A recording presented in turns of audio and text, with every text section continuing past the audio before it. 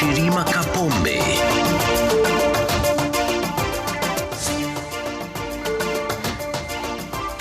Hujambo mtazamaji, karibu kwenye Nipashe siku hii ya Ijumaa. Ni Frank za kuungana nayo tukiwa na ulimwengu wa Kiswahili, Nuhu Zuberi Bakari na Munene Nyaga katika kipindi chetu cha kwanza cha mwaka huu 2026. Na kuna mengi tuliyokuandalia. Kama kawaida, kuna nipe nikupe na Munene, na kama unataka kushiriki kuna hiyo nambari tunayokupa kwenye runinga yako. Pia tuna shairi la Bakari, na hii leo anatutakia heri njema ya mwaka mpya, uwe wa amani bila misukosuko. Hayo ni ya baadaye. Kwanza tupate yaliyo.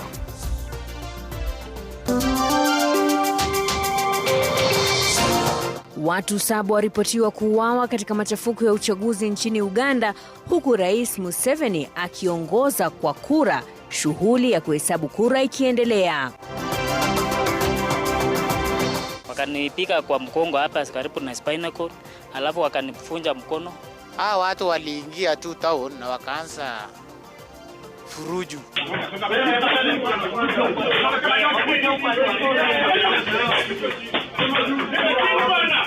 IPOA yachunguza kisa cha polisi kuwavamia na kuwapiga vijana waliokuwa wakicheza pool huko Nandi Hills. Sasa kwa nyumbani kwa wenzangu wanaenda shule, na sasa vibaya sana. Na sasa tafadhali mnipeleke tu shule, tafadhali. Wanafunzi zaidi washindwa kujiunga na sekondari ya juu kwa kukosa fedha, huku shule kadhaa zikisalia pweke. Na kwenye longa hii leo tunauliza, kuchachamaa ni kufanya nini? Kuchachamaa ni kuwa na msimamo mkali zaidi kuhusu jambo fulani. Ni kutetea, kuunga mkono au kuhamasisha kwa jambo fulani. Ni ile kuwa na uoga na kuanza kutetemeka. Inamaanisha kuongezeka kwa nguvu au kwa ukali.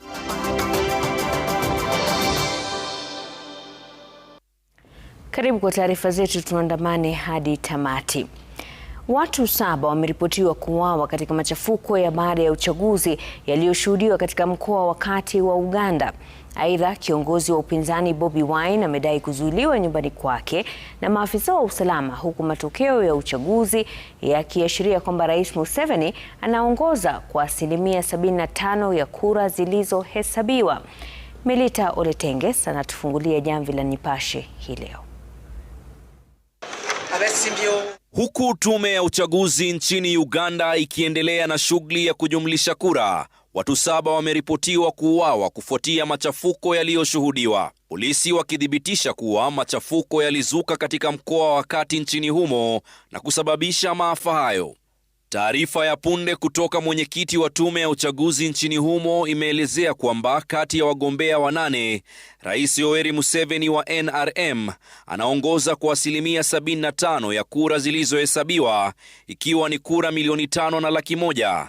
Kyagulanyi Sentamu Robert 1,414,619, constituting 20.71% of the total votes cast. Hata hivyo, Bobi Wine amepuuzilia mbali matokeo hayo kupitia mtandao wa X, akisema tume hiyo imefeli kuelezea ilivyoafikia jumla ya kura hizo bila kuonyesha zile zilizohesabiwa katika kila kituo. Wine pia ameelezea kwamba anazuiliwa na maafisa wa polisi nyumbani kwake tangu hesabu ya kura ilipoanza. Wanaharakati wa Uganda na wa Kenya wamekashifu mazingira tatanishi ya uchaguzi wa Uganda. The Electoral Commission is completely not in charge. It's either the military and the police and of course the regime, the bosses. When you talk about the observers, I think they should not sanitize this crime scene at this particular point in time. Hayo yanajiri huku serikali ya Marekani ikitoa ilani kwa raia wake walioko Uganda kuwa tahadhari kufuatia machafuko yaliyoshuhudiwa. Melita Oletenges, runinga Citizen. Tukirejea hapa nchini, mamlaka ya kuchunguza utendakazi wa polisi ya IPOA na kitengo cha kuangazia kanuni za idara hiyo zimeanzisha uchunguzi kuhusu kisa ambapo maafisa wa usalama walinaswa kwenye kanda ya CCTV wakiwapiga vijana mjini Nandi Hills. Kwenye kanda hiyo, vijana kadhaa waliokuwa wakicheza pool walivamiwa na polisi na kisha kuanza kupigwa kwa kutumia rungu na viboko. Gatete Njoroge na taarifa hiyo kwa kina.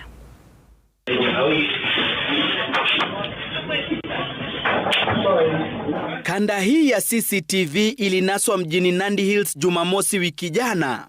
Vijana hawa wanaonekana wakicheza pool mwendo wa saa 5 usiku.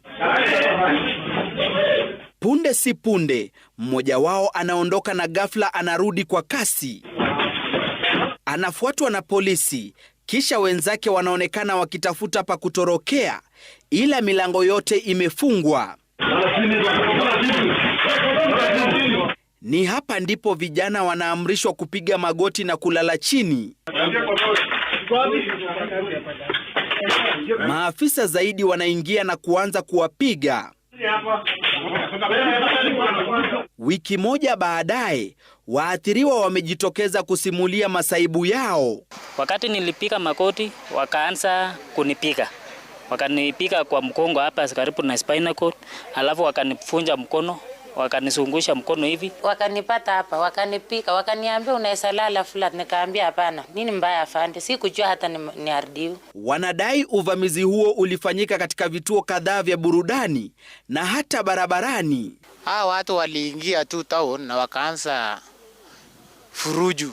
Yaani kugonga kila mtu mwenye alikuwa kwa biashara yake. Hata kuna mama alikuwa kwa biashara yake anauza sambusa, lakini walimpiga paka huyo mama. Waathiriwa wameandikisha ripoti katika kituo cha polisi cha Nandi Hills.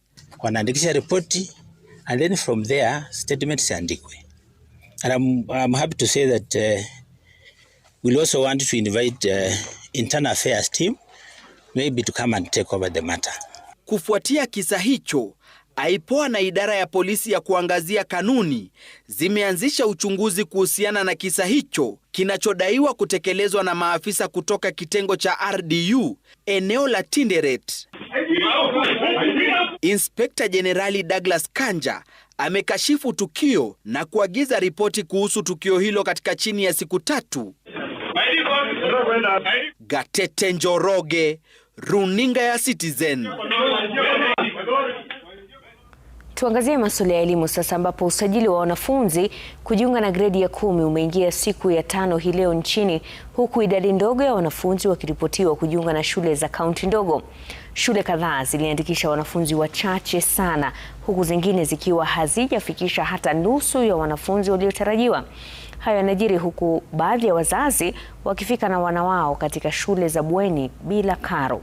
Brenda Wanga na maelezo zaidi kuhusu changamoto zinazoendelea kushuhudiwa. Wanafunzi wa gredi ya 10 wanaojiunga na shule ya sekondari ya juu kote nchini wanaendelea kumiminika katika shule tofauti. Shule ya Rigena Mixed ya daraja la C4 ilikuwa imetengewa wanafunzi 400, lakini baadhi ya wazazi walishangaa walipokuja na barua za kujiunga na shule na kisha kutakiwa kutoa malipo, ilhali barua hizo zilionyesha tu ada ya masomo inayotozwa na serikali. Tunaambiwa serikali inalipa pesa, lakini tufika shuleni tunaitishwa pesa nyingi, 20,000 na wanasema serikali inalipa zingine. Wasimamizi ambao hawakutaka kutambuliwa wanasema kuwa hali hii imeathiri usajili wa wanafunzi. In the sense that these parents, when a parent comes to school with a student, has done shopping but no school fees for the boarding facilities, then most of the parents go back with their students, and maybe they could want to find an alternative if there is a place where they can go without paying a coin. Shule zingine ziliendelea kusajili idadi ndogo ya wanafunzi.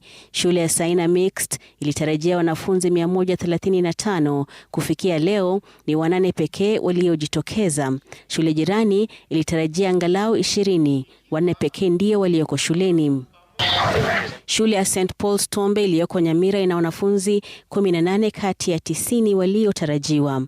Shule ya wasichana ya Kipkelion huko Kericho imesajili wanafunzi 230 kati ya 400. Wazazi wanasema changamoto ya karo bado ni kikwazo kikuu. Shule ilifunguliwa Monday, mtoto angeripoti Monday, lakini hatakuwa na karo. Ila tu tumepata kidogo, tumekuja naye mpaka hapa Kipkelion. Wasimamizi wa shule sasa wana wasiwasi kuhusu athari zitakazotokana na idadi hii ndogo ya wanafunzi wanaosajiliwa. And the normal overheads of the school are still running. That is when it comes to the salaries of staff members, maintaining electricity, water, and most of these other things, that the maintenance of the buildings. And without capitation, it will be very difficult to manage the schools. Serikali ikiendelea kuwa na imani kwa usajili wa 100% ya wanafunzi utaafikiwa kabla ya masomo kuanza wiki ijayo. Brenda Wanga, Runinga ya Citizen. Tukisalia na hayo, maelfu ya wanafunzi bado hawajaripoti katika shule za sekondari ya juu kutokana na ukosefu wa fedha. Baadhi ya wazazi wameelezea changamoto walizopitia kupata karo na hata kukosa ufadhili kutoka kwa asasi mbalimbali. Na kama anavyotuarifu Laura Otieno, wanafunzi hao sasa wameachwa njia panda, wasijue hatma yao kimasomo. Saa chache kabla ya siku zilizowekwa kwa kujiunga na gredi ya 10 kukamilika, Ernest Nyasimi alianza safari ya kuenda shule ya upili ya Tenwek, kaunti ya Bomet.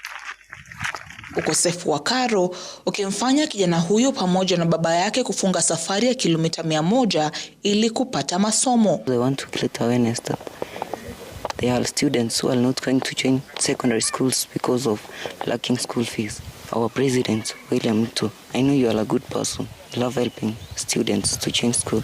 Please help me change school. Mungu wangu nitafanya aje? Beatrice Akinyi akilemewa na machozi baada ya juhudi zake za kupata ufadhili wa mwanawe kugonga mwamba. Nafanyaje na mtoto wangu jamani? Azma ya Jessica ya kubadilisha maisha ya familia yake ikififia. Ya nyumba.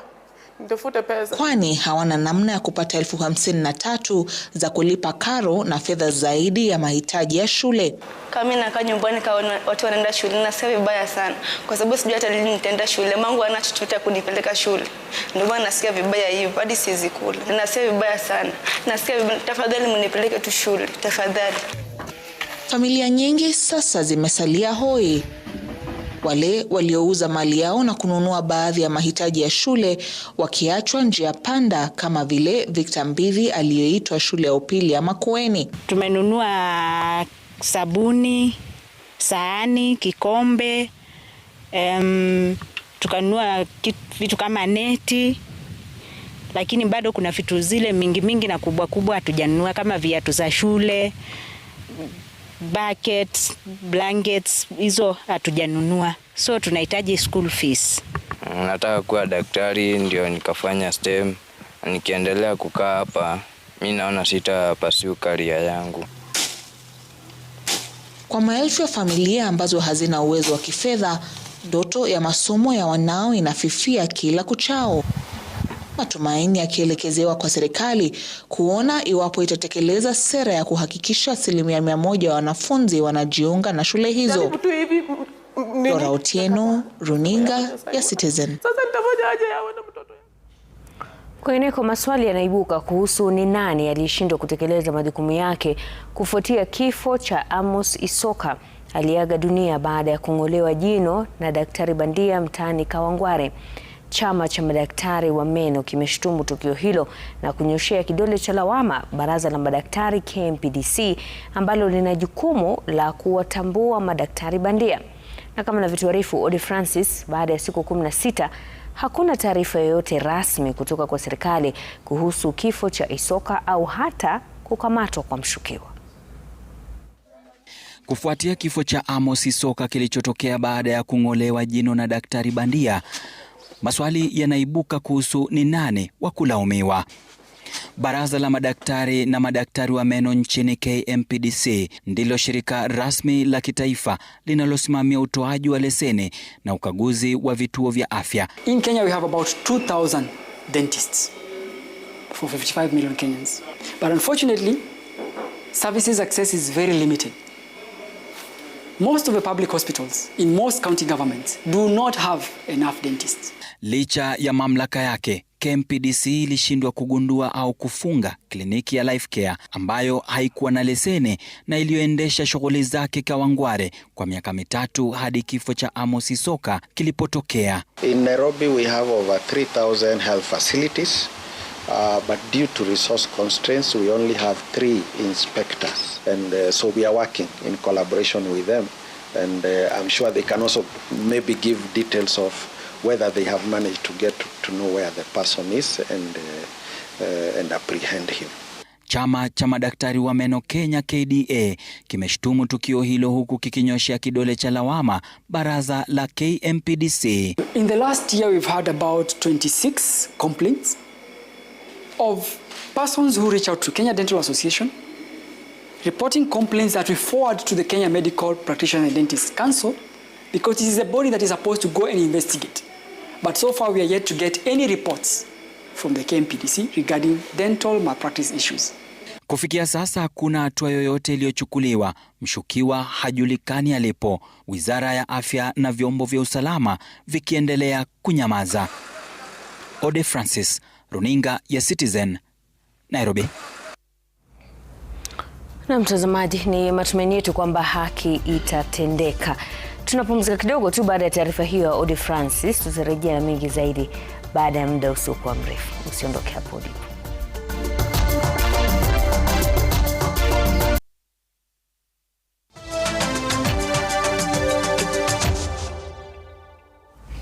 Karibu tena, asante sana kwa kuendelea kuwa nasi.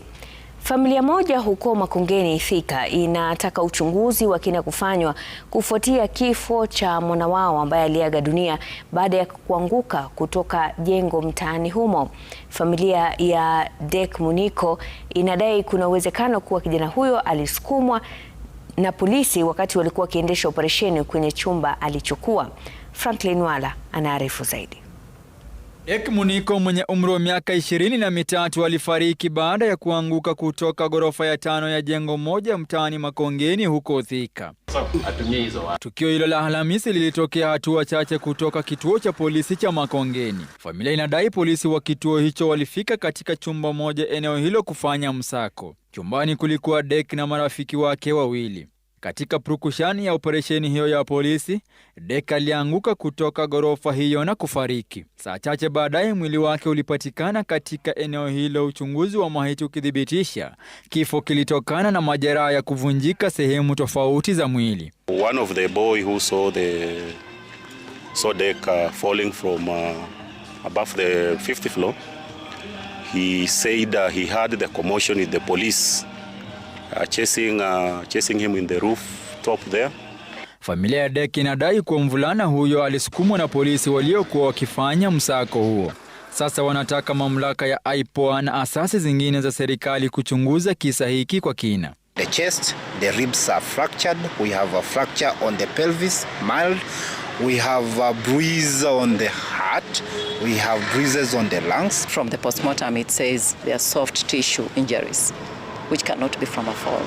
So if the investigation can be done thoroughly, then we'll be able to know what really happened.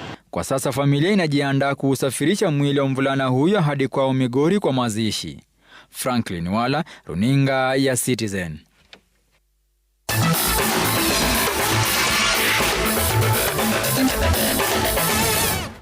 Karibu tuingie viwanjani. Mshambulizi John Mark Makwata ameanza safari yake ya Mathare United kwa kufunga bao la pekee na la ushindi kwenye mechi ya ligi kuu ya taifa dhidi ya Ulinzi Stars. Makwata alijiunga na Mathare United mwezi huu kutoka Bandari. Pesa jicho itaka kumgeuza mlinzi wa kati Bonventure Muchika Mamba. Anaenda kuicheza John Mark Makwata.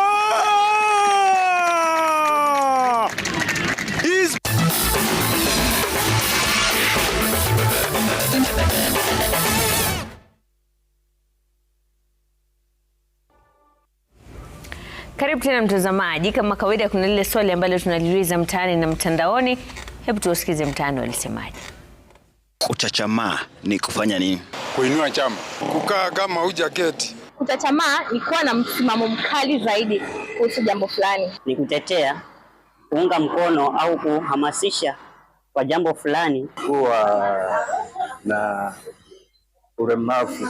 Pasi kuchachamaa inakuja kuwa kurukaruka ama kukuja kusikia uchungu pasi ndo kuja kufanya ama ile hali ya kutokuwa na uwezo kukidhi mahitaji yako ya kimsingi. Ni ile kuwa na uoga na kuanza kutetemeka. Ukiwa unatembea ukanyaga kitu ambacho hukuwa unatarajia. Kushtuka na mdomo like unasumbuliwa na magonjwa kiafya, hiyo ndio kuchachamaa. Inamaanisha kuongezeka kwa nguvu au kwa ukali. Ni hali ya kusisitiza kuchukua kitu kwa nguvu. Yule mguu mmoja uko chini, ingine uko juu. Sasa hiyo ndio naweza kusema ni kuchachamaa yani. Sasa hivi unajua umeniuliza haraka na siwezi nikaa kusneak. Labda ni kuishiwa nguvu kwa magoti. Alichachamaa baada ya kuachwa na mkewe. Hai, kuchachamaa. Sasa ni muhimu mpenzi mtazamaji ufahamu kwamba kuna tofauti baina ya kuchachamaa na kuchechema. Kuchachamaa ni kusimama wima, hususan unapotaka kukiona kitu ambacho kiko mbali na upeo wa macho yako. Lakini kuchechema ndio kule kutembea kama kiguru hivi. Yani kama umeumia mguu mmoja alafu sasa unatembea kwa mwendo ambao sio wa kawaida sana. Unacheche. Na pia msimamo mkali. Kama msimamo wa chama, sibanduki hapata mkihama nyote mimi niko. Unakaa. Yani kama umeamua kukaa ODM sitoki. Mimi na gate. Kuna kukakamaa. Kukakamaa ni kukauka. Ama pia kama unafanya mazoezi ama una mchezo bila kupasha misuli joto, alafu misuli yako ikakaukia, utakuwa umekakamaa. Yani umepata muscle pull. Hata vile kukauka kitu ambacho ni kimesinyaa, alafu kije baadaye kikikauka kinakuwa kigumu. Kinakakamaa. Kwa hivyo leo tumejifunza kuchachamaa, kuchechemaa na kukakamaa. Haya mtazamaji, hebu tuingie kwenye nipe nikupe na Munene. Tuna mtazamaji kutoka Kakamega. Hujambo? Kijambo. Karibu kwenye Longa Longa. Munene atakueleza yale maneno ambayo mtapokezana hii leo. Sijui kama Kakamega mmekakamaa, lakini leo nataka tubadilishane maneno yanaisha na kama huko kukakamaa. Kuhema. Kinyume cha kuvua nkuvaa. Kinyume cha bandika bandua. Ukimwangalia Mashirima mwaka mpya, mwonekano balaa. Mwendo wake mashallah. Hata kama alinikataa. Amekalia sahani. Nilimwambia nitamtwaa. Amedua kama Frasha unakaa una balaa. Lakini Frasha. baba ye. Huko Kakamega. Hatutwaki mwaka wa kichaa. Huko hatuduai bwana. Asante sana Frasha, tunatumai kwamba mwaka huu hautakuwa wa hadaa. Haya, hebu tumpatie fursa sasa Nuhu Zuberi Bakari atuganie shairi la leo. Ahlan wa sahlan wa marhaban bikum penzi mtazamaji mahala popote ulipo. Kwa bahati nzuri tu mie wananiita al-Ustaz Pasua Nuhu Zuberi Bakari. Shairi langu la leo ni kuhusu mwaka huu mpya, nasema uwe mwaka wa amani bila ya misukosuko. Linakwenda kama mtakavyolisikia. Mola ametujalia maka tumeanza vyema, kazini tumeingia Kiswahili kinavuma, maji tumeyavulia tunabudi kuzama, uwe mwaka wa amani bila ya misukosuko. Wanasiasa poeni msianze kuminyana, mkienda mitaani kuweni makini sana, cheche zenu za uneni mkome kurushiana, uwe mwaka wa amani bila ya misukosuko. Msing'ang'anie vyama kwa mihela ya siasa, tunaogopa na kama na Wakenya kuwatesa, wakuvuma watavuma, wakukosa watakosa, uwe mwaka wa amani bila ya misukosuko. Mungu ibariki Kenya ili tupate faraja, tuache kuvaa ndonya, bora tuvikwe makoja. Twajua utatuponya kwa visa mvuna tunguja, uwe mwaka wa amani bila ya misukosuko. Uwajalie wenetu sasa wamerudi shule, wasome bila fukutu, wasiwe madudu vule, wawe na simile zetu za nidhamu na upole, uwe mwaka wa amani bila ya misukosuko. Uwe mwaka wa amani bila misukosuko. Kwaheri mtazamaji.